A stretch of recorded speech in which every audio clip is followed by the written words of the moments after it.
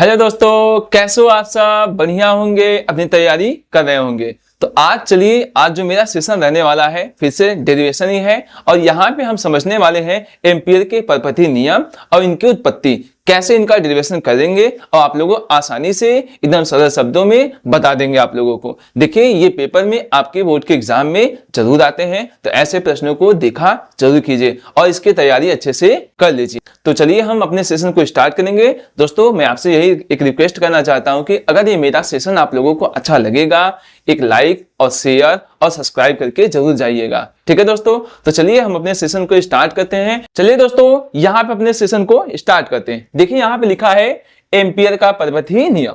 यहाँ पे मैंने पहले से ही परिभाषा और इसका फिगर बना दिया है ताकि आपको कोई दिक्कत ना हो। ठीक है, तो देखिए यहाँ पे एम्पियर का परपथी नियम देखिए क्या है।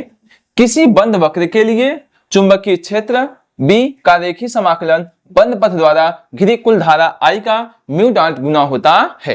देखिए यहाँ पे क्या लिखा है, कुल धारा का म्यू नॉट गुना होता है। क्या गुना होता है यहाँ पे? रेखीय बंद समाकलन। और क्या होगा यहाँ पे? बंद समाकलन किसका हो रहा है? कोई वक्र है, चाहे परिपथ होगा, उसी का क्या होता है? कुल धारा का म्यू नॉट गुना होता है। अब दोस्तों देखो ध्यान से, मैंने माना एक तार है, जो तार की लंबाई यहाँ पे है, मैंने मान लिया x से कितना है, y है। ठीक है, अब क्या करेंगे हम इसमें हमने क्या किया, I धारा मतलब I एम्पियर की धारा को प्रवाहित किया। जब प्रवाहित आप करोगे इसमें से धारा जब बहेगी, प्रवाहित होगी, तो क्या होगा, इसके चारों तरफ चुंबकीय क्षेत्र उत्पन्न होगा। चुंबकीय क्षेत्र उत्पन्न होगा, समझ में आ गया यहाँ पे? क्योंकि विद्युत धारा के कारण चुंबकीय क्षेत्र उत्पन्न होता है। ठीक है, तो इसके चारों तरफ क्या हो गया, चुंबकीय क्षेत्र उत्पन्न हो गया पे। अब हम क्या करेंगे, मैंने मान लिया यहाँ पे ये वक्र है, क्या है, वक्र है, और यहां से यहां तक के मैंने क्या किया, यहां से यहां तक के इसकी जो त्रिज्या या दूरी में मान लिया, यहां से O से लेकर के P तक के R मान लिया। समझ में आ गया? अब देखो हम क्या करने वाले हैं, इस बिंदु पे, मतलब देखो यहाँ पे इस बिंदु पे क्या निकालेंगे, चुंबकीय क्षेत्र। अब किसके कारण निकालेंगे बताओ? यहाँ पे इस छोटे, यहां से मैं मान लेता हूं यहाँ पे एक छोटा सा हिस्सा तार की लंबाई dl मान लेता हूं। क्या मान लेता हूं यहाँ पे? dl। अब देखो यहाँ पे जो dl की जो दिशा होगी इसी तरफ होगी। समझ में आ गया? और यहां पे आप देखोगे जो चुंबकीय क्षेत्र भी होगा, सूक्ष्म जो चुंबकीय क्षेत्र होगा वो भी इसी दिशा में होगा। समझ में आ गया? मतलब जो यहाँ पे dl की दिशा है इसी तरफ है और db की भी दिशा किस तरफ है, इस तरफ है। तो जो थीटा का मान बनने वाला है वो 0 डिग्री हो जाएगा। ठीक है, अब आइए हम आपको बताते हैं। अब देखो यहाँ पे हम क्या लिखने वाले हैं, इस देखो O बिंदु के कारण P पे चुंबकीय क्षेत्र, आइए निकालते हैं। O बिंदु से बिंदु P पर चुंबकीय क्षेत्र। ठीक है, चुंबकीय क्षेत्र या तीव्रता भी कह सकते हो। ठीक है, चुंबकीय क्षेत्र की तीव्रता। चलिए, कोई दिक्कत नहीं। देखिए क्या होता है, आप फार्मूला पढ़े हो, B बराबर कितना हो सकता है, B बराबर कितना हो सकता है, म्यू नॉट अपान 2 पाई। ठीक है, कितना I अपान कितना हो जाएगा, R। यही क्या होता है आपका फार्मूला। इस बिंदु O के कारण बिंदु P पे क्या हो गया, यहाँ पे चुंबकीय क्षेत्र।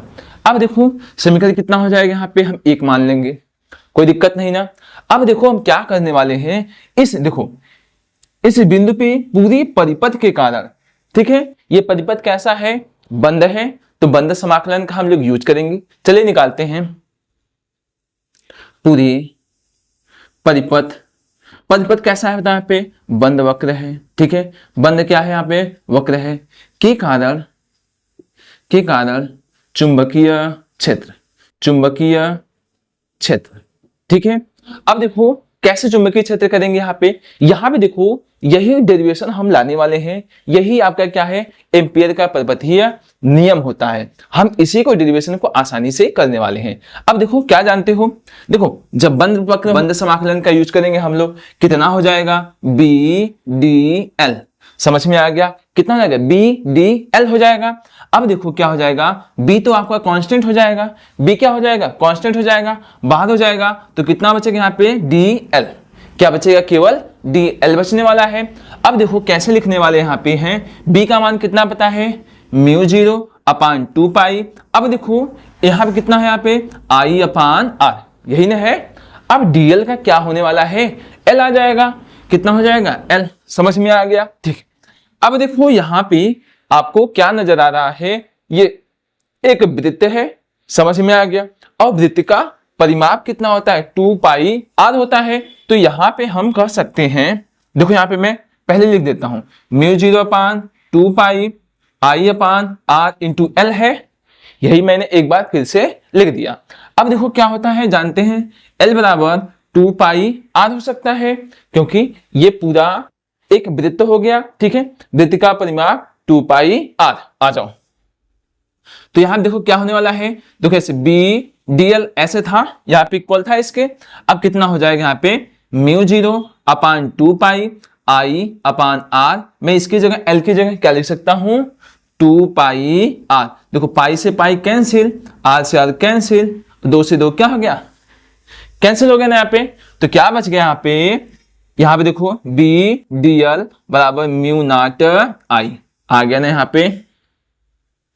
यहाँ पे देखो कितनी आसानी से मैंने आपको इस फिगर को बता दिया, और एम्पियर के परपति नियम भी प्रूफ आपका क्या हो गया ना यहाँ पे। यहाँ पे देखो आ गया ना यहाँ पे, कुल धारा का म्यू नॉट गुना यहाँ पे क्या होने वाला है, हो गया यहाँ पे, ठीक है। यही तो हम लोग क्या कर रहे थे, प्रूफ कर रहे थे। समझ में आ गया, चलिए स्क्रीनशॉट ले लीजिए, ले लिए। देखिए ये आपके पेपर में आता है ऐसे प्रश्न, तो इस प्रश्नों को रिवाइज करके जरूर जाइए, ठीक है दोस्तों। आप लोगों का ये कॉन्सेप्ट अच्छा लगा होगा, आपको सरल लगा होगा, तो आप एक लाइक अपने दोस्तों के साथ शेयर जरूर कीजिए, और एक कमेंट अच्छा प्यारा सा कर दिया करिए दोस्तों, ठीक है। तो चलिए हम मिलेंगे अपने नेक्स्ट वीडियो में। इसी प्रकार से मैं आप लोगों को छोटे छोटे वीडियो लाता रहूंगा, जो आपके एग्जाम के लिए बहुत महत्वपूर्ण है। डेरिवेशन में बस उसी प्रश्नों को मैं करा रहा हूं, जो आपके एग्जाम के लिए बहुत ही महत्वपूर्ण है, ठीक है दोस्तों। तो चलिए अपना ध्यान रखिए, मस्त रहिए, बाय।